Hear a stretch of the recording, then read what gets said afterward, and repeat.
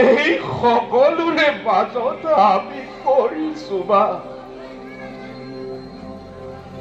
আমাৰ মনত অলপো আক্ষেপ নাই। জগতৰ সৃষ্টিকৰ্তা নাৰায়ণৰ মনুষ্য অৱতাৰ কৃষ্ণ মোৰ পৰম মিত্ৰ।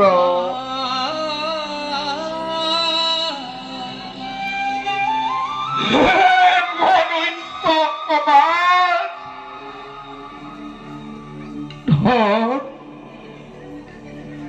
শুন, ঐশ্বৰ্য বিভূতিৰে মানৱ জীৱন লয় সম্পল। দৰিদ্ৰজন ভিক্ষুকজন আপোনাৰ ঐশ্বৰ্যৰ ক্ষুদ্ৰমান দান দি মানৱ জীৱন ঘৰক সম্পল।